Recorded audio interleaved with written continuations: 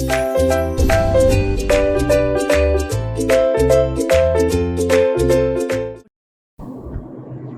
Everyone, welcome to learning R. My name is Romit और आज हम 12th क्लास के पॉलिटिकल साइंस का फर्स्ट चैप्टर शीत युद्ध का दौर पढ़ने वाले हैं। जैसा कि इस चैप्टर का नाम है शीत युद्ध का दौर, नाम से ही पता चलता है कि पूरा का पूरा चैप्टर शीत युद्ध के इर्द गिर्द घूमेगा। अगर हम एनसीईआरटी की बुक की बात करें तो ये शीत युद्ध से शुरू होता है, बीच में विश्व युद्ध का जिक्र किया गया है, first world war, second world war, और उसके बाद गुट निरपेक्ष आंदोलन का जिक्र किया गया है, और बाद में ट्रीटियां यानी किस तरीके से संधि हुई, जैसे नाटो, सीटो, सेंट्रो और परमाणु अप्रसार जो संधियां हुई है उसका जिक्र किया गया है। लास्ट ईयर इस सिलेबस में एक और टॉपिक ऐड किया गया, अरब स्प्रिंग, हम उसके बारे में भी जानेंगे। क्योंकि हम एनसीईआरटी की बात करें तो शीत युद्ध से शुरू होता है, बीच में वर्ल्ड वॉर का जिक्र किया गया है, लेकिन अगर वैश्विक परिदृश्य को देखें तो ये पूरी की पूरी घटना एक सीक्वेंस में घटी है। पहले वर्ल्ड वॉर हुआ है, उसके बाद शीत युद्ध हुआ है। तो जिस हिसाब से घटना घटी है हम इसको उस हिसाब से पढ़ेंगे, एनसीईआरटी के बुक के अकॉर्डिंग नहीं। हम सीक्वेंस में पढ़ेंगे तो हम चीज़ों को ज़्यादा बेहतर तरीके से समझ पाएंगे, क्योंकि जिस क्रम में घटनाएं घटी है उस क्रम में हम उसको जानेंगे तो आसानी होगा चीज़ों को पकड़ने में, कैच करने में। तो हम शुरू करते हैं, सबसे पहले फर्स्ट वर्ल्ड वॉर को समझने की कोशिश करते हैं। फर्स्ट वर्ल्ड वॉर क्या था, ये क्यों हुआ, इसको विश्व युद्ध क्यों कहते हैं, इसके पीछे की वजह क्या थी, कौन कौन से देश इसके अंदर शामिल थे और इसका परिणाम क्या रहा, सारी बातों पे हम चर्चा करेंगे। आप मेरे पीछे एक मैप बना हुआ देख सकते हैं, ये मैप 1914 यानी 1914 का मैप है, वर्ल्ड मैप है, सिर्फ यूरोप का। ठीक है, अगर इस मैप को आप आज के मॉडर्न मैप से मैच कराओगे तो ये मैच नहीं करेगा, क्योंकि जाहिर सी बात है, अगर मैं आपके मोहल्ले के मैप की भी बात करूँ तो आप जहाँ रहते हो वहाँ का आज का नक्शा कुछ और है और 10 साल पहले का नक्शा कुछ और होगा। समय के हिसाब से बदलाव आते रहते हैं। हो सकता है जहाँ पे पहले खाली पड़ी जमीन होगी वहाँ पे मकान बन गया होगा। ठीक है, सड़कें चौड़ी हो सकती है, सड़कें पतली भी हो सकती हैं। तो यानी कहने का मतलब नक्शों में हमेशा यानी मानचित्र में हमेशा बदलाव आता रहता है। तो मैप में भी यानी वर्ल्ड मैप की बात करें तो इसमें भी हमेशा बदलाव आता रहता है। क्योंकि हम 1914 की बात को पढ़ रहे हैं तो जाहिर सी बात है हमें उस समय के मैप को लेकर के स्टडी करना पड़ेगा। साथ ही मैं आपको ये बताना चाहूँगा कि किस तरीके से ये विश्व युद्ध शुरू हुआ, सारी बातों को मैं आपको बताऊँगा आज। ठीक है, तो इस मैप को अगर हम देखते हैं तो इस मैप में एक देश है जिसका नाम है ऑस्ट्रिया। मैं ऑस्ट्रेलिया नहीं बोल रहा हूँ, ऑस्ट्रिया बोल रहा हूँ, कई बार कंफ्यूजन हो जाता है। ऑस्ट्रेलिया और ऑस्ट्रिया दोनों के प्रोनाउंसिएशन लगता है सिमिलर मिलने में, मतलब ऐसा लगता है कि दोनों सिमिलर हैं, पर दोनों में फ़र्क है। ऑस्ट्रेलिया एक अलग कॉन्टिनेंट है जबकि ऑस्ट्रिया एक अलग देश है, जो कि यूरोप महाद्वीप में एक छोटा सा देश है जिसकी राजधानी वर्तमान समय में वियना है। तो हमारी स्टोरी ऑस्ट्रिया से स्टार्ट होती है। ऑस्ट्रिया में राजतंत्र हुआ करता था और यहाँ के राजा जो थे उनका कोई वारिस ना होने के कारण उन्होंने अपने भाई के बेटे को अगला वारिस चुना, जिसका नाम था आर्क ड्यूक फर्डिनेंड। वैसे पूरा नाम आर्क ड्यूक फ्रांस फर्डिनेंड है, हम इसको आर्क ड्यूक फर्डिनेंड भी कह सकते हैं। तो उनको इन्होंने अपना भावी प्रिंस घोषित किया। अब आप इसको समझिए कि प्रिंस क्या होता है। देखिए, अगर इस्लाम धर्म की बात करें तो वहाँ पे एक वर्ड यूज होता है वलीहत, और वैसे प्रिंस, वैसे राजकुमार, ये अलग अलग शब्द हैं। ये उनको कहा जाता है जो आने वाले समय में राजा बनेंगे। राजा के तो बहुत सारे बच्चे होते हैं, सभी के सभी राजा तो नहीं बन सकते, कोई एक ही बनेगा। तो जो प्री डिफाइंड है कि आगे चल करके राजा बनेगा, उसके लिए हम ऐसे शब्दों का इस्तेमाल करते हैं। तो इनको भावी राजकुमार घोषित किया गया, आर्क ड्यूक फ्रांस फर्डिनेंड को, और ये ऑस्ट्रिया के राजा बनने वाले थे। ठीक है, अब थोड़ी सी एक बात को और जानते हैं। ऑस्ट्रिया के बहुत सारे डोमिनियन स्टेट्स थे, यानी बहुत सारे ऐसे राज्य थे जिस पर ऑस्ट्रिया का कब्जा था। जैसे कि ब्रिटेन का भी था, भारत ब्रिटेन का गुलाम देश था। ठीक है, उस समय यूरोप के कुछ देश ही ऐसे थे जिन्होंने दुनिया भर के कई देशों को गुलाम बना लिया था। ब्रिटेन सबसे आगे था, फ्रांस था, पुर्तगाल था, ऑस्ट्रिया था। तो ये सारे देशों ने दुनिया भर के कई देशों को गुलाम बना रखा था। इसको हम उपनिवेश कहते हैं या फिर साम्राज्य भी कह सकते हैं। वैसे तो वर्ड्स दो, लेकिन दोनों शब्दों में बहुत फर्क है, मैं बताता हूँ। उपनिवेश क्या होता है, पहले साम्राज्य को समझते हैं। साम्राज्यवाद क्या होता है, जब कोई देश किसी देश को आर्थिक, सामाजिक, राजनीतिक, हर तरीके से, सांस्कृतिक, आर्थिक, सामाजिक, राजनीतिक और सांस्कृतिक हर एक तरीके से उसको अपना गुलाम बनाता हो। और ऐसा कब होता है, जब कोई देश किसी देश पर आक्रमण करता है और आक्रमण करने के बाद उसको जीत लेता है तो उसकी हर चीज़ों पर उसका कंट्रोल हो जाता है। इसको हम साम्राज्यवाद कहते हैं, इस विधि को। इसको हम कॉलोनिज्म कहते हैं इंग्लिश में। ठीक है, यानी कि हर तरीके से उस पर उसका कमांड है, हर मैटर को वो देख सकता है। जबकि उपनिवेशवाद में क्या होता है, जब कोई देश किसी देश को आर्थिक रीजन से गुलाम बनाता है, आर्थिक शोषण करने के लिए करता है। जैसे ईस्ट इंडिया कंपनी जब आई थी 1600 ईस्वी में, तो उन्होंने सिर्फ आर्थिक शोषण करने के लिए बनाया था। बाद में एक्ट आया, एक चार्टर आया, और उसके थ्रू ईस्ट इंडिया कंपनी को अथॉरिटी दे दिया गया कि भारत का प्रशासनिक काम को भी देखेंगे, प्रशासनिक अधिकार भी उनको दे दिया गया। फिर हम देखते हैं कि आपका पश्चिम बंगाल यानी कि कलकत्ता में हाईकोर्ट भी बना दिया गया था। ठीक है, इस तरीके से धीरे धीरे उनके पास काफ़ी ज़्यादा अथॉरिटी दे दी गई थी। खैर वो तो अलग मैटर है, हम अपने मुद्दे पे आते हैं। तो इस तरीके से ऑस्ट्रिया ने भी कई देशों को गुलाम बना रखा था। ठीक है, अब ऑस्ट्रिया ने कई देशों को गुलाम बना रखा था, जिसमें से एक बेसिनिया था। तो बेसिनिया जिसकी राजधानी सिराजो में है, और जो आर्क ड्यूक फर्डिनेंड हैं, चूंकि वो भावी राजकुमार हैं, तो जाहिर सी बात है वो अपने देशों में घूमने के लिए जा भी सकते हैं जिन देशों पर उनका आधिपत्य है। ऐसा कोई पहली बार नहीं हुआ। अगर हम भारत की बात करें तो भारत में भी ब्रिटेन के राजकुमार घूमने के लिए आए थे, जिनका नाम था जब वो पहली बार आया था जॉर्ज पंचम। जब वो फर्स्ट टाइम आए थे तो उनकी याद में गेटवे ऑफ इंडिया बनाया गया था मुंबई में, जो कि आज भी है, और राष्ट्रगान भी गाया गया था, जो आज आपका राष्ट्रगान है जन गण मन, रविंद्रनाथ टैगोर जी ने उनके लिए लिखा था। बहुत ही कॉन्ट्रोवर्शियल टॉपिक है, इस पर हम फिर कभी डिस्कस करेंगे। ठीक है, तो यहाँ पर आर्क ड्यूक फर्डिनेंड अपने उस राष्ट्र में गए जहाँ पर उनका कब्जा था। अब जब उस राष्ट्र में गए तो उस राष्ट्र में देखो, हर जगह जब कोई गुलाम देश होता है तो वो आज़ादी चाहता है, वो आज़ादी के लिए आंदोलन करते हैं। ठीक है, हमारे इंडिया में भी होता था। दो टाइप के लोग थे, नरम दल, गरम दल। नरम यानी कि जो पोलाइट होकर के उनको लगता था कि आसानी से आंदोलन करके सब कुछ मिल जाएगा। जो कि गरम दल के लोग थे, उनका ये मानना था कि नहीं, ऐसे नहीं मिलने वाला, हमें क्रांति करना पड़ेगा, रेवोल्यूशन करना पड़ेगा, तब जाकर के चीज़ें मिलेंगी। वो हथियारों का सहारा लेते थे। ठीक इसी प्रकार के बेसिनिया में भी कुछ लोग थे, और उन लोगों ने क्या किया, राजा और उनकी वाइफ यानी आर्क ड्यूक फर्डिनेंड जो भावी राजा थे, दोनों की हत्या कर दी। और ये जो हत्या किया गया था, इसका डेट क्या था, 28 जून 1914। ठीक है, इस दिन राजकुमार की हत्या कर दी गई। जब राजकुमार की हत्या हो गई तो क्या ऑस्ट्रिया शांत बैठेगा? बिल्कुल नहीं। अपनी सेना तैयार किया और बेसिनिया पर हमला करने के लिए आगे बढ़ा। अब यहाँ पर इस बात को आप समझिए, जो ताकतवर होता है वो हमेशा चाहेगा युद्ध हो, क्योंकि ऑब्वियस सी बात है, उसका फिक्स है कि उसको जीतना है। और जो कमज़ोर होगा वो कभी नहीं चाहेगा कि युद्ध हो, वो मैटर को शांत तरीके से सुलह करके सुलझाने की कोशिश करेगा। सेम यही चीज़ यहाँ पे भी हुआ। बेसिनिया नहीं चाहता था कि युद्ध हो। बेसिनिया ने बात करने की कोशिश की। बेसिनिया ने कहा कि भाई इसमें हमारी तो कोई गलती है नहीं, अगर एक व्यक्ति ने हत्या कर दिया और आप उसके लिए पूरे देश पर आक्रमण करते हो तो बहुत सारे बेगुनाह निर्दोष लोग मारे जाएंगे, तो आपको ऐसा नहीं करना चाहिए। अब चूंकि बेसिनिया की जो बातें हैं वो बिल्कुल सही है, ठीक है, ऑस्ट्रिया अब इस मुद्दे पर तो अटैक नहीं कर सकता। अब उसे गुस्सा तो आ रहा है, रिवेंज तो लेना है, लेकिन उसको एक अलग से मौका चाहिए, क्योंकि उस मौके पे नहीं कर सकता। इसको आप ऐसे समझिए, सपोज करिए आप हैं, आपका कोई भाई है, और आप दोनों के बीच किसी तरीके से लड़ाई हो जाती है। लड़ाई आप दोनों के बीच अकेले में हुआ है, आपका भाई आप पर काफ़ी ज़्यादा हावी हो रहा है, उसने आपको काफ़ी मारा, और सडन जब आपकी बारी आई मारने की, सडन इतने देर में पेरेंट्स प्रकट हो गए, ठीक है, और आपका भाई सॉरी सॉरी बोलने लग गया। अब पेरेंट्स ने तो पीछे का पूरा वाकया देखा नहीं कि क्या हुआ, अब वो जहाँ से वो आया वो वहाँ से देख रहे हैं, ठीक है।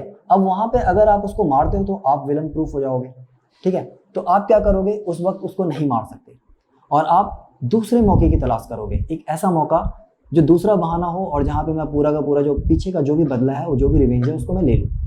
ठीक है, ऐसा ही ऑस्ट्रिया के साथ भी हुआ। ऑस्ट्रिया अलग से एक मौके की तलाश में था। ऑस्ट्रिया ने क्या कहा बेसिनिया को, चलो ठीक है, मैं आपको कुछ शर्तें देता हूँ, मेरी शर्तें मान लो, हम युद्ध नहीं करेंगे, जो गलती हुई वो हो गई। बेसिनिया ने कहा ठीक है। अब जाहिर सी बात है, जब इतना बड़ा माहौल गर्म होने के बाद आपके सामने कोई शर्त रखे तो आप तुरंत में उसमें हाँ या ना नहीं कर सकते, आप थोड़ा वक्त लोगे सोचने के लिए। बेसिनिया ने भी थोड़ा वक्त मांगा कि भाई मुझे थोड़ा वक्त दीजिए, मैं इस चीज़ पर विचार करना चाहता हूँ। ऑस्ट्रिया ने कहा चलो ठीक है, वक्त लो, आप सोचो। बेसिनिया ने वक्त लिया। वक्त लेने के बाद बेसिनिया ने, देखो अगर सुलह भी कर रहे हो तो आपको एक डर रहता है कि बाय द वे अगर युद्ध हो गया तो आप बैकअप में प्लान तो रखोगे। अगर मान लीजिए आपकी किसी से लड़ाई हो जाए तो आप उसको सुलह करने के लिए उसने बुलाया तो आप अकेले नहीं जाओगे, बैकअप में एक को लेकर के जाओगे कि कुछ हो गया तो एक बंदा साथ जाए। तो ठीक इसी तरीके से बेसिनिया ने भी सोचा, और बेसिनिया ने क्या किया, उसने बैकअप में बात किया देश जिसका नाम है रसिया, ठीक है, रूस जिसे हिंदी में कहते हैं। तो रूस से बेसिनिया ने बात किया और रूस को जाकर के अपनी पूरी कहानी सुनाई। अब जाहिर सी बात है, अब इसको ऐसा समझिए, दो लोगों के बीच लड़ाई होती है और उसमें से जो व्यक्ति पहले जाकर के दूसरे को अपनी पूरी कहानी सुनाएगा वही सही लगेगा, क्योंकि जाहिर सी बात है जब वो स्टोरी सुनाएगा तो अपने सिर्फ पॉजिटिव पॉइंट्स को सुनाएगा, नेगेटिव पॉइंट्स को काट छाट देगा। ठीक है, ऐसा आपके साथ भी होगा, आपके और आपके किसी के बीच झगड़ा हो जाए फ्रेंड्स के बीच और आप दूसरे फ्रेंड को उसके बारे में सुनाओगे तो आप अपने आप को बहुत पॉजिटिव रखोगे और सामने वाले को पूरा नेगेटिव रखोगे।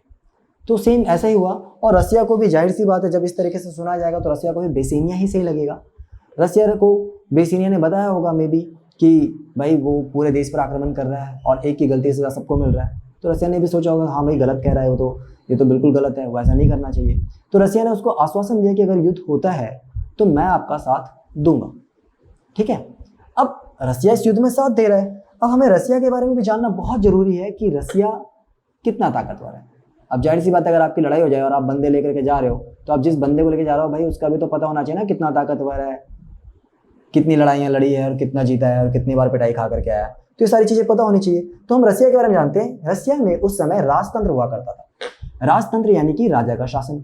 यहाँ के राजा थे जार निकोलस द्वितीय, और यहाँ पे जो शासन व्यवस्था था थोड़ा सा संसदीय था, यानी कि जैसे नेपाल में 2006 के पहले हुआ करता था।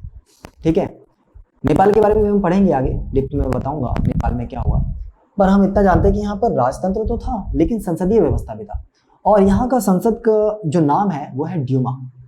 ठीक है, रसिया के संसद को हम ड्यूमा कहते हैं। तो यहाँ पर संसदीय व्यवस्था भी है, राजतंत्र भी है, और जो यहाँ की ब्यूरोक्रेट्स है, यानी ब्यूरोक्रेट्स मतलब सिविल सर्वेंट, वो सब के सब राजा के प्रति कुछ ज़्यादा ही वो वफादार है, और वो भी चाहते हैं कि यहाँ पर राजतंत्र ही रहे। क्यों? क्योंकि उसमें उनको ज़्यादा फैसिलिटी था, और शासन व्यवस्था अगर चेंज होता हो सकता है उनके पास वो सत्ता दोबारा रहे या ना रहे, तो ऐसे में वो राजतंत्र को ही सपोर्ट करते थे। अब वहाँ की आम जनता की बात करते हैं। जनता बेचारी काफ़ी ज़्यादा दबी कुचली हुई थी। राजा तानाशाह था, अपनी बात को जनता से ज़बरदस्ती मनवा ही लेता था, प्यार से या तो तलवार के धार पे।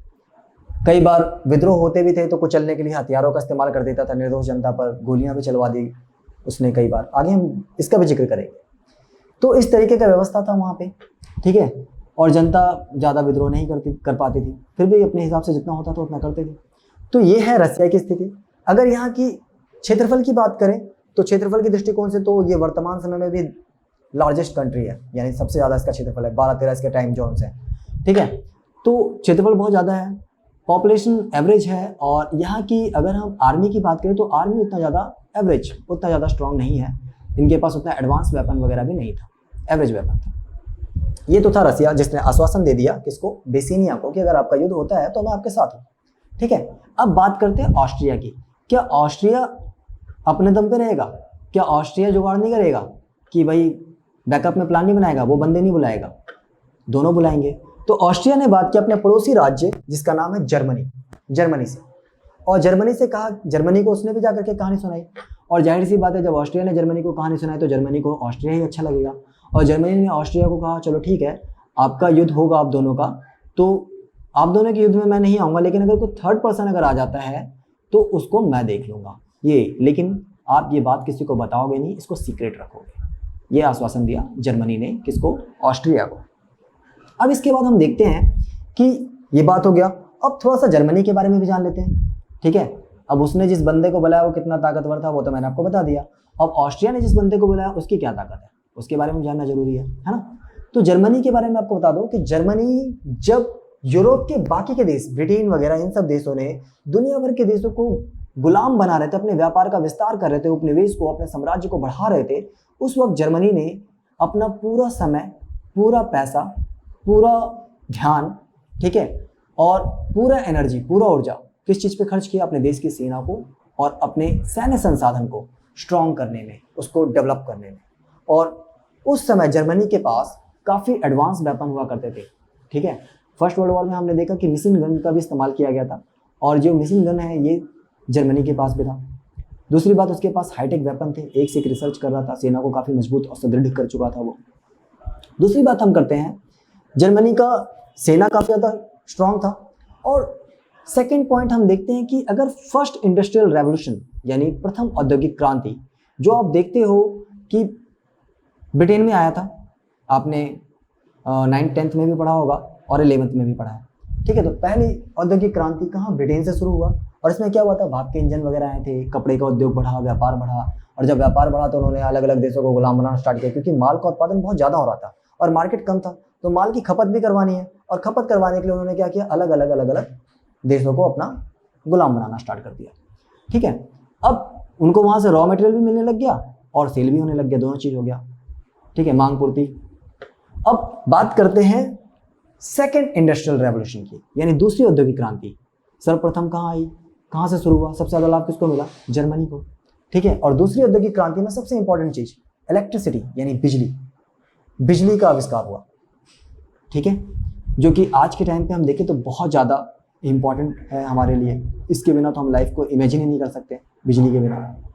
दूसरा, केमिकल्स के सेक्टर में काफ़ी ज़्यादा प्रोग्रेस हुआ सेकेंड इंडस्ट्रियल रेवोल्यूशन में। इसके अलावा संचार के माध्यम में, यानी कि कनेक्टिविटी एक स्थान से दूसरे स्थान की, इसमें भी काफ़ी ज़्यादा प्रोग्रेस हुआ। एग्रीकल्चर काफ़ी ज़्यादा डेवलप हुआ। ठीक है, तो सेकेंड इंडस्ट्रियल रेवोल्यूशन का सबसे ज़्यादा लाभ किसको मिला, जर्मनी को मिला। ठीक है, तो अब देखो जर्मनी हर एंगल से ताकतवर है, आर्मी भी उसकी स्ट्रांग है, सेकेंड इंडस्ट्रियल रेवोल्यूशन में भी उसने उसका पूरा लाभ उठाया। अब बात करते हैं, अब जर्मनी क्या चाहता है। तो जर्मनी ने भी एक टिप्पणी की थी और जर्मनी ने कहा था कि सूरज तले मुझे भी जगह चाहिए। इसका मतलब क्या है, सूरज तले मुझे भी जगह चाहिए। इसको समझने के लिए एक और टिप्पणी को समझिए। विद्वानों का कई विद्वान ऐसे कहते थे कि ब्रिटेन का कभी सूर्यास्त नहीं होता। उसका मतलब क्या है, ब्रिटेन के दुनिया भर के देशों में, इतने सारे देशों में उसका आधिपत्य था कि अगर किसी एक देश में रात हो भी गई तो दूसरे देश में दिन हो रहा है। अगर ब्रिटेन में रात हो रहा तो भारत में दिन है। तो उसका कंटिन्यू उसके जितने भी स्टाफ है कंटिन्यू काम कर रहे 24/7, कभी उसका रात ही नहीं हुआ। तो इसलिए कहते थे कि ब्रिटेन का कभी सूर्यास्त नहीं होता था। जर्मनी ने कहा सूरज तले मुझे भी जगह चाहिए, यानी कि अब उसे भी अपने कॉलोनिज्म यानी अपने साम्राज्य, अपने उपनिवेश चाहिए, जर्मनी को भी। लेकिन अब ये पॉसिबल कैसे है, जितने भी उपनिवेश, जितने भी जो देश थे, सभी देशों को किसी न किसी यूरोप की कंट्री ने गुलाम बना रखा है। अब एक भी खाली तो बचा नहीं, रास्ता यही बचा कि आप उनसे युद्ध करिए और उनसे छीन लीजिए। तो स्नैचिंग के अलावा और कोई रास्ता बचा नहीं।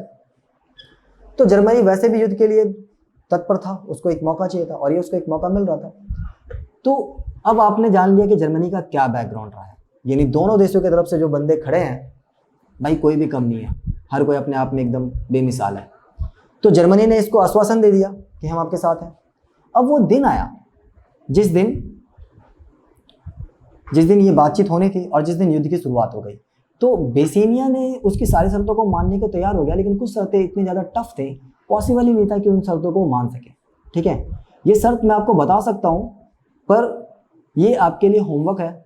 ये अगर आपको इन शर्तों के बारे में पता चलता है तो आप इसको कमेंट में बताइए। ठीक है, और अगर आपको आंसर नहीं मिलता तो मैं आपको आंसर बताऊंगा कि वो शर्तें क्या क्या थी। ये आपके लिए सस्पेंस है।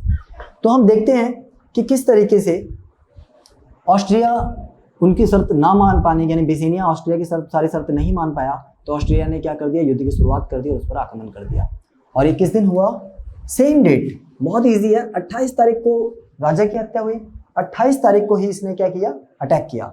महीना चेंज होगा क्योंकि एक महीने का टाइम था। जून के बाद नेक्स्ट क्या था, जुलाई, दोनों सिमिलर मंथ है, जून जुलाई। ठीक है, तो जून के बाद जुलाई और ईयर भी सेम ही है 1914। तो ज़्यादा दिक्कत नहीं याद करने में, बहुत ही आसानी से आप याद करोगे। बस आपको ये जून और जुलाई ये चेंज है, बाकी तो सबको सेम ही है, तो ये आपको याद करना है।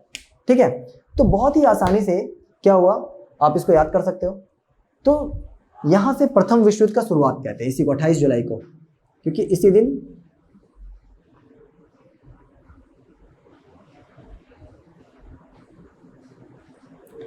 प्रथम विश्व युद्ध का शुरुआत, ठीक है, 28 जुलाई 1914 को हुआ। अब हम देखते हैं कि इस दिन ऑस्ट्रिया ने अटैक कर दिया बेसिनिया पे। अब बेसिनिया पे जैसे अटैक किया तो अब क्या होगा, बेसिनिया ने जिस बंदे को सेट कर रखा उससे बात करेगा। बेसिनिया ने बात किससे किया, रसिया से। ठीक है, कि भाई देखो अब तो उसने अटैक कर दिया। ठीक है, तो रसिया ने क्या कहा, रसिया ने कहा ठीक है, और इस युद्ध के स्टार्ट होने के तीसरे ही दिन रसिया ने इंटरनेशनल लेवल पर डिक्लेयर कर दिया कि इस युद्ध में मैं भी भाग ले रहा हूँ। अब तो कंफर्म हो गया, अब रसिया भी युद्ध में आएगा। अब जाहिर सी बात है, इसने अपने बंदे को बुला लिया, तो अब ऑस्ट्रिया भी अपने बंदे को बुलाएगा। बेसिकली आज के टाइम पे भी अगर हम देखें तो दो लोगों के बीच अगर लड़ाई होती तो कोई कौन ताकतवर है कौन कमजोर है ये मैटर नहीं करता, किसके पीछे कौन खड़ा है ये मैटर करता है। खैर ये सब तो राजनीतिक मुद्दे हैं। तो यहाँ पर इसके पीछे कौन खड़ा है, जर्मनी खड़ा है। तो इसने जर्मनी को बोला भाई देखो अब तो रसिया आ रहा है, तो अब आप देखो कुछ। जर्मनी ने कहा तू चिंता मत कर, तू टेंशन मत ले, उसको आने दे, ठीक है, उसको आने में भी थोड़ा वक्त लगेगा, और अभी किसी को मत बता कि मैं तेरे साथ हूँ, मैं देख लूंगा उसे, तू अपना देख, बस बिजी नहीं हो। ये बातें बोली जर्मनी ने किसको? ऑस्ट्रिया को। ऑस्ट्रिया अपने युद्ध में लग गया। अब जर्मनी ने देखा कि भाई रसिया तो आ रहा है अटैक करने के लिए, लेकिन अगर मैं रसिया पे अटैक करता हूँ, देखो युद्ध, प्रथम विश्व युद्ध जो हुआ है इसके कुछ कारण ये भी हैं कि कुछ ट्रीटीज भी थे। ट्रीटीज का मतलब होता है संधियां। संधियां क्या? ट्रिपल अलायंस, 3 देशों की संधियां, जिसमें जर्मनी और रसिया की भी एक संधि थी, ठीक है। जर्मनी रसिया की संधि थी जिस पर क्या था कि अगर भविष्य में युद्ध होगा तो साथ दोगे, यानी कि आपका दुश्मन मेरा दुश्मन, आपका दोस्त मेरा दोस्त, तो इस तरीके से एक संधि था। पर इस संधि से रसिया पीछे हट गया, ये कहते हुए कि ये संधि हमने सिर्फ डिफेंस के पर्पज से किया था, अटैक के पर्पज से नहीं किया था। अगर आप पर कोई अटैक करता और आपका डिफेंस खतरे में होता तो मैं आपका साथ देने आता, पर आप अटैक करने जा रहे हो और इसके लिए हमने संधि में बात ही नहीं की थी। तो रसिया इस संधि से जर्मनी से पीछे हट गया, ठीक है। पर यहाँ पर एक संधि, एक ट्रिपल अलायंस में रसिया और फ्रांस का भी चक्कर है, ठीक है। तो रसिया का दोस्त क्या है? फ्रांस है। और जर्मनी को पता है कि अगर मैं रसिया को हाथ लगाता हूं तो फ्रांस भी पीछे से आएगा, और रसिया और फ्रांस अगर दोनों आ गए तो दोनों क्या है? दोनों बगल से आकर के भाई इसको दोनों तरफ से लपेट देंगे, ठीक है। तो ऐसे में बहुत जरूरी है कि बहुत डिप्लोमेटिकली चलना पड़ेगा, ठीक है। उसने अंदाजा लगाया रसिया को आने में टाइम है, उसकी आर्मी रेडी होने में टाइम है, क्यों ना मैं पहले फ्रांस को निपटा दूं, उसके बाद रसिया को 1 बाय 1 करके तो मैं निपटा सकता हूं, इकट्ठा नहीं। तो इसने प्लान किया जर्मनी ने कि पहले फ्रांस को ही निपटाया जाए। तो फ्रांस को पहले निपटाने के लिए जर्मनी ने क्या किया? देखो जर्मनी और फ्रांस की अगर लड़ाई की बात करें तो ये कोई पहली बार नहीं हो रहा है, इससे पहले भी हुआ है, और जर्मनी ने पहले भी फ्रांस को हराया। आपको याद हो, आप अभी 12th क्लास में हो तो आप इंग्लिश में फर्स्ट चैप्टर पढ़ोगे, द लास्ट लेसन चैप्टर का नाम है, जिसके अंदर बहुत ही अच्छे तरीके से बताया गया है कि जर्मनी ने फ्रांस के 2 शहरों पे हमला किया, ठीक है, जिसका नाम था ऑल्सेस और लॉरेंस। ये 2 शहरों पर हमला किया और इन 2 शहरों पर कब्जा कर लिया, और वहाँ के स्कूल के बच्चों को कंपलसरी कर दिया कि भाई आपको जर्मन लैंग्वेज अब सीखना पड़ेगा, अब फ्रेंच लैंग्वेज उसे भूल जाओ। और फिर उस चैप्टर के एंड में ये भी बताया गया, लाविला विला करके बताया गया कि एक दिन ऐसा होगा कि वापिस हमें हमारी आज़ादी मिल जाएगी। और फिर इस वर्ल्ड वॉर के बाद हम देखते हैं, और ये जो मैं बता रहा हूँ जो ऑल्सेस लॉरेंस पे कब्जा किया था वर्ल्ड वॉर से पहले किया था। इस वक्त की जब मैं बता रहा हूँ कहानी 1914 में, इस वक्त ऑल्सेस और लॉरेंस जर्मनी के कब्जे में ही है। पर इस युद्ध के बाद क्या होता है, चूंकि फ्रांस जीतेगा तो फ्रांस क्या करता है, उस शहरों को वापस ले लेता है जर्मनी से। खैर उसको हम आगे पढ़ेंगे, ठीक है। तो यहाँ पर हम देखते हैं कि जर्मनी फ्रांस पर अटैक करने का अटैक करने का पूरा प्लानिंग कर रहा है, लेकिन यहाँ पर जर्मनी ने सोचा कि मैं डायरेक्ट यहाँ से अटैक ना करूँ, क्योंकि यहाँ से अगर बॉर्डर से अटैक करूँगा तो चांसेस कम है जीतने के, क्यों ना मैं यहाँ से एक देश है जिसका नाम है बेल्जियम से घुसते हुए फ्रांस पर अटैक कर दूँ यहाँ से, ठीक है। अब उसका क्या प्लानिंग था? बेल्जियम से। अब ये वैसे ही अगर मान लो यहाँ से अटैक करेगा, यहाँ पे आर्मी रेडी है। आपने एक मूवी देखी होगी क्रिस मूवी के लास्ट में जो क्लाइमेक्स वाला सीन है, वहाँ पे आप देखते हो कि ऋतिक रोशन किस तरीके से एंट्री करता है, और जब वो एंट्री करते वक्त वो काफ़ी देर तक उसको कोई गार्ड नज़र नहीं आता। फिर वो पास्ट में जाकर के चीज़ों को ऑब्जर्व करता है, तो उसे समझ में आता है कि भाई लोग दिख क्यों नहीं रहे। तो फिर वो एनालाइज कर लेता है कि नहीं, वो सबके सब गेट के पास रेडी हैं, सरिया वरिया लेकर के, जैसे मैं घुसूंगा धप्पा कर देंगे, ठीक है। तो वो क्या करता है, वो उस गेट से एंट्री ना करके साइड से दीवार तोड़ करके एंट्री करता है और वो उल्टा उनको धप्पा कर देता है। तो ठीक इसी तरीके से जर्मनी भी प्लानिंग कर रहे कि बेल्जियम के रास्ते घुस करके फ्रांस को चौंका देंगे और उसको ध्वस्त कर देंगे, ठीक है। अब यहाँ पर क्या हुआ कि अब इसके लिए उसको तो बेल्जियम को कॉन्फिडेंस में लेना पड़ेगा, ठीक है, बेल्जियम को कन्विंस करना पड़ेगा। बेल्जियम से बातचीत की, तमाम बातचीतों के बावजूद भी बेल्जियम कन्विंस नहीं हुआ और बेल्जियम ने मना कर दिया, कहा देखो भाई पड़ोसी आप भी हो, पड़ोसी वो भी है, और अगर ऐसे में मैं आपका साथ दूंगा तो इंटरनेशनल लेवल पर मेरी क्या इज्जत रह जाएगी, ठीक है, तो मैं ऐसा नहीं कर सकता। जर्मनी ने कहा भाई तू यहाँ या ना कर, तू ये बता कि तू दे रहा साथ या नहीं दे रहा।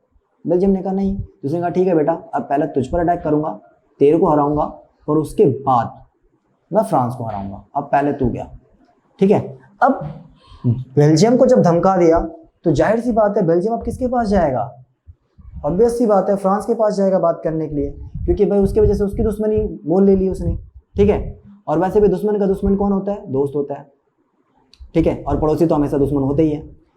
और इस चीज़ को बहुत पहले हमारे भारत के बहुत महान विद्वान, ठीक है, जिनका नाम है आचार्य चाणक्य, विष्णुगुप्त के नाम से भी जाना जाता है उनको, और कौटिल्य भी कहा जाता है, क्योंकि उनकी नीतियाँ बहुत कुटिल होती थी इसलिए उनको कौटिल्य कहा जाता था। उन्होंने कई साल पहले, यानी कि 550 ईसा पूर्व में, ठीक है, इस वक्त 2021 चल रहा है, तो लगभग 2500 साल पहले की बात है, ठीक है, उसी वक्त उन्होंने डिक्लेयर कर दिया था कि एक फॉर्मूला दिया था डिप्लोमेट्स का, अरे मित्र मित्र, यानी दुश्मन का दुश्मन हमेशा क्या होता है, दोस्त होता है, और हमारा जो पड़ोसी है वो हमेशा मेरा अरे होता है, यानी हमारा दुश्मन होता है, और पड़ोसी का पड़ोसी क्या होता है, हमारा दोस्त होता है। एग्जाम्पल ले लेते हैं, भारत, बगल में पाकिस्तान है, कितना सगा है सबको पता है, बगल में चीन है, कैसे हालात है, वो हमारा दोस्त है दुश्मन है, आपको बहुत अच्छे से पता है।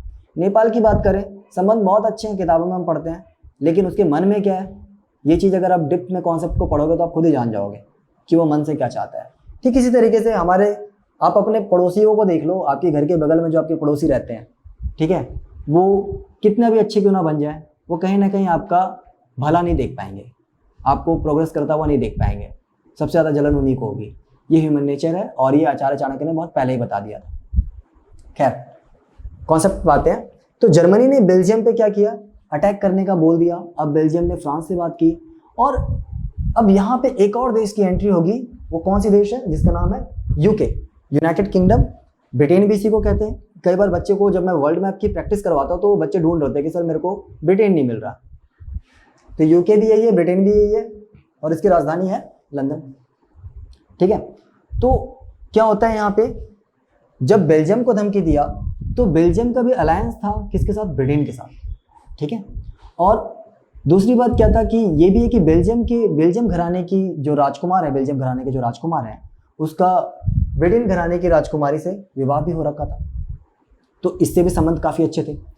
अब यहाँ पर देखते हैं कि बेल्जियम ने फ्रांस से तो बात किया, फिर बेल्जियम ने कहा कोई बात नहीं, चिंता मत कर, इस वक्त दुनिया में सबसे ताकतवर कौन है, ब्रिटेन है, पूरे सारे समुद्र में उसके जहाज चलते हैं, ठीक है, और वो अपने तरफ है, वहीं चल के बात करते हैं। तो ऑब्वियस सी बात है, जब ये मीटिंग करेंगे तीनों, तो सबसे जो बड़े के घर पे छोटे जाते हैं। तो ब्रिटेन में मीटिंग हुआ, जहाँ पे बेल्जियम भी गया, फ्रांस भी गया, सब ब्रिटेन में गए, वहाँ पे मीटिंग हुई।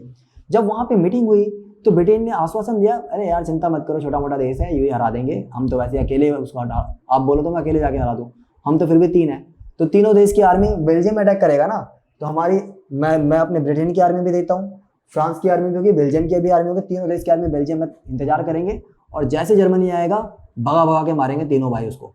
ये प्लानिंग हुई। तो फ्रांस ने कहा भाई वो तो ठीक है, पर अगर उसने समुद्र के रास्ते अटैक कर दिया तो क्या करूँगा, तो उसने, और उसके पास सबमरीन्स भी है, तो ब्रिटेन ने कहा यार चिंता मत कर, तुझे मैं नॉर्थ का जो इलाका है उसको सिक्योर करने के लिए कुछ मैं बैटल शिप्स दे देता हूँ, वहाँ से वो अब अटैक नहीं करेगा। तो देखो, बैटल शिप्स देने का मतलब क्या हो गया कि अब ये इधर से इस पर अटैक करता भी है, ठीक है, तो ये जर्मनी के लिए बेवकूफ़ी होगा, क्योंकि अगर ये इस पर अटैक करता है, इतने दूर से आएगा, आर्मी थक जाएगी, उसके बाद फिर इस पर अटैक करेगा, ठीक है, उसका रसद खत्म हो गया, गोले बारूद खत्म हो गया, फिर वापस जाएगा, फिर आएगा, और इसको यहीं से बगल से सारा सप्लाई मिलता रहेगा, तो यहाँ से तो अटैक करना पॉसिबल है नहीं, वो कोई बनता नहीं है, ठीक है, बेवकूफ़ी है, सुसाइड है वो तो अब उसके पास एक ही रास्ता बचा, बेल्जियम के थ्रू अटैक करने का।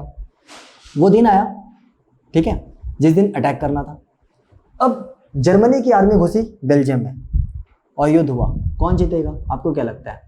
एक तरफ तीन देश, एक तरफ अकेले जर्मनी है, ठीक है, पर जीतना तो चाहिए किसको, तीनों को, पर हुआ उल्टा, तीनों को भगा भगा करके मारा जर्मनी ने, क्योंकि जर्मनी के पास हाईटेक वेपन्स थे, मैंने आपको बताया था, ठीक है, जहरीले गैसों का इस्तेमाल किया, विस्फोटक पदार्थों का इस्तेमाल किया, ठीक है, और उसके एडवांस टेक्नोलॉजी के आगे ये पुराने वाले गन लेकर के नहीं चल पाए, और बेल्जियम को हराते हुए फ्रांस के अंदर तक घुस गया, फ्रांस के काफ़ी ज़मीन पे कब्जा कर लिया, ठीक है। अब फ्रांस के काफ़ी ज़मीन पे कब्जा करने के बाद अब उसने प्लान क्या किया, अब ब्रिटेन पर भी उसने हमले किए, काफ़ी ज़्यादा बम वगैरह गिराया, ठीक है, और उसके बाद ये युद्ध ना एक दिन दो दिन नहीं, बहुत लंबे समय तक चलती रही। फिर 1915 में देखिए आपका इटली भी आ चुका है, उसके बाद रसिया पे अटैक करने के लिए वो आगे बढ़ा। जब रसिया पे अटैक करने के लिए आगे बढ़ा तो पहली बार युद्ध में तो रसिया की काफ़ी आर्मी मार दिए।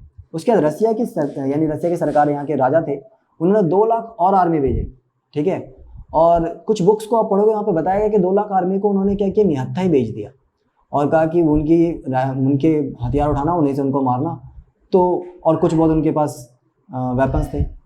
तो ऐसे में क्या होगा, जाहिर सी बात है रसिया हारेगा ही, और जर्मनी ने रसिया के काफ़ी लोगों को मार दिया। अब जो लोग मरे वो किसी का भाई है, किसी का बेटा है, किसी का पति है, ठीक है। अब वो लोग क्या करेंगे, क्या शांत रहेंगे वहाँ के लोग? वहाँ के लोगों ने रेवोल्यूशन करना स्टार्ट कर दिया, ठीक है, क्योंकि जेंट्स लोग सारे युद्ध में जा रहे हैं। देखो, इस वर्ल्ड वॉर का ना कुछ नेगेटिव इम्पैक्ट भी है तो कुछ पॉजिटिव भी है। वर्ल्ड वॉर की वजह से काफ़ी चीज़ें अच्छी हुई, जैसे महिलाओं को चांस मिला। जहाँ महिलाओं को पहले फैक्ट्री में रोजगार वगैरह नहीं मिलता था, जिस काम को करने नहीं मिलता था, पुरुष लोग जब युद्ध करने गए तो जितनी भी महिलाएं थी उन लोगों को क्या मिला, एक अवसर मिला, एक अपॉर्चुनिटी मिला, और उन्होंने ये साबित करके देखा कि इस काम को हम भी कर सकते हैं। तो पूरा इकोनॉमी को अगर देखा जाए किसी ने संभाला है विश्व युद्ध के दौरान, तो हर एक देश में महिलाओं ने ही संभाला है। ठीक है। दूसरी तरफ एक और फायदा है, ये मेरा पर्सनल ओपिनियन है कि मुझे ऐसा लगता है कि अगर विश्व युद्ध नहीं होता तो दुनिया भर के जितने भी देश हैं जो गुलाम देश है वो आज़ाद नहीं हो पाते, क्योंकि ब्रिटेन का जो चक्का है बेरोक टोक चलता रहता है और वो ताकतवर रहता है आज भी। ये विश्व युद्ध ही है जिसने, जर्मनी ने ब्रिटेन पर इतना ज़्यादा भारी अटैक किया जिससे ब्रिटेन काफ़ी ज़्यादा कमज़ोर हो गया, और फर्स्ट वर्ल्ड वॉर में तो हमने, भारत ने उसका साथ भी दिया था, ये उम्मीद थी कि चलो भाई आज़ाद कर देगा, लेकिन ऐसा हुआ नहीं। सेकेंड वर्ल्ड वॉर में फिर हमने सोचा कि भाई इस बार हम पहले बात कर लेते, आज़ाद करोगे तभी हम साथ देंगे। ठीक है, उसका कोई क्लियर था नहीं तो हमने साथ देने से मना ही कर दिया था, पर उनको हमारी ज़रूरत थी तो बार बार वो बात करने के लिए, और जिसको ज़रूरत होगा वही आएगा। तो उन्होंने पहले क्रिप्स मिशन को भेजा, ठीक है, और जब क्रिप्स मिशन 1942 में भेजा था क्रिप्स मिशन को, और Cripps mission sir Stafford Cripps जो कि ब्रिटेन के संसद के युद्ध मंत्री भी थे और एक सांसद भी थे। ठीक है, और उस वक्त जो ब्रिटेन के जो प्रधानमंत्री थे वो थे चर्चिल ने भेजा था, पर उनकी बातें कुछ क्लियर ही नहीं थी। वो कह रहे थे हाँ भाई युद्ध में साथ दे दो, हम आपको आज़ाद कर देंगे, कैसे करेंगे क्या करेंगे कुछ पता ही नहीं। यानी क्लियर था कि वो हमसे बस अपना काम निकलवाना चाह रहे थे। तो इस पर महात्मा गांधी ने भेजा अपनी तरफ से पंडित जवाहरलाल नेहरू को, जाओ भाई देखो क्या बात चल रही है। पंडित जवाहरलाल नेहरू जी जब गए तो उन्होंने कहा भाई इसका तो कुछ क्लियर ही नहीं, कुछ समझ में नहीं आ रहा हिसाब किताब क्या है। तो महात्मा गांधी ने उस पर टिप्पणी भी की थी कि ये भविष्य में एक ऐसे बैंक का चेक है जो भविष्य में इंस्टॉलमेंट यानी दिवालिया हो जाएगा। ठीक है, एक आज चेक काट के दे दिया, कल पैसे निकल जाएगा, बैंक में पैसा है ही नहीं, मिलेगा क्या। तो महात्मा गांधी ने टिप्पणी की। उसके बाद फिर दोबारा इन्होंने फिर देखा कि नहीं, भारत से तो भाई ऐसे तो काम चलेगा नहीं, वैसे भी हमें आज़ाद करना ही है, तो चलो हम दूसरा, फिर दोबारा लॉर्ड वेवेल की अध्यक्षता में कैबिनेट मिशन आया क्रिप्स मिशन के बाद। और जब कैबिनेट मिशन आया तो उसकी बातें ठीक ठाक थी, उसमें कुछ, चूँकि क्रिप्स मिशन में सारे के सारे विदेशी थे, कैबिनेट मिशन में कुछ भारतीय लोग भी थे, मिलजुल करके प्लानिंग की तो काम चल गया और फिर हम इस तरीके से आज़ाद हो गए। खैर वो तो अलग मैटर है, हम इसको भी जानेंगे किस तरीके से बाकी के देश आज़ाद होते चले गए। मैं जब इस चैप्टर को पढ़ा रहा हूँ तो सिर्फ मैं फर्स्ट चैप्टर के पॉइंट ऑफ व्यू से नहीं चल रहा हूँ, इसके जो तारे हैं, इसकी जो कनेक्टिविटी है हर चैप्टर के साथ जुड़ेगी। कॉन्सेप्ट को जितने अच्छे से समझोगे आपको उतने अच्छे तरीके से बुक को अंडरस्टैंड करने में हेल्प मिलेगा। क्योंकि मैं इतना डिप्थ में आपके सिलेबस में नहीं है, मैं इतना डिप्थ इसलिए लेकर के जा रहा हूँ क्योंकि मेरा मानना है, मेरा पर्सनल सोच है कि अगर आप को मैं इतना पढ़ाता हूँ तो आपके दिमाग में इतना जाएगा, और अगर आपके दिमाग में इतना गया तो कल तक आप भूल जाओगे और आपके दिमाग में इतना बचेगा। एग्ज़ाम टाइम तक और ज़्यादा होगा, नॉलेज आपका 6 यानी कि ज्ञान का 6 होता रहता है, और एग्ज़ाम टाइम तक आपके ज्ञान क्या हो जाएगा, सिमट करके इतना, और जब पेपर में लिखोगे तो इतना। लेकिन जब आप पेपर में इतना भी लिखोगे तो वो उस एग्जामिनर के लिए इतना होगा। ठीक है, इसलिए मैं ज़्यादा कॉन्सेप्ट डिप्थ में लेके चल रहा हूँ। और ये आप सिर्फ 12th के पर्पज़ से नहीं, आगे ग्रेजुएशन में भी आप जाओगे, फाइनल ईयर में यही चीज़ पढ़ोगे, तो बेस मजबूत रहेगा, आपको काम आएगा। गवर्नमेंट जॉब की तैयारी करोगे वहाँ पे भी आप इस चीज़ों से आपका पाला पड़ता रहेगा। ठीक है, तो यहाँ पर हम देखते हैं कि अब इसने रसिया को भी हरा दिया, और रसिया की जनता ने परेशान होकर के, वहाँ की जनता ने क्या किया, आंदोलन कर दिया, एक क्रांति हुई रसिया में। ठीक है, ये कब, 1917 में रसिया में क्रांति हुई, जिसे रशियन रेवोल्यूशन, बोल्शेविक क्रांति और रूसी क्रांति के नाम से भी जाना जाता है। ठीक है, इसको हम नेक्स्ट लेक्चर में करेंगे। आप ये जानोगे किस तरीके से रसिया का नाम बदल करके अब यूएसएसआर हो जाएगा। ये सारी बातें आप अगले वीडियो में जाने होंगे। ठीक है, तो मिलते हैं नेक्स्ट वीडियो में, जब तक के लिए बाय।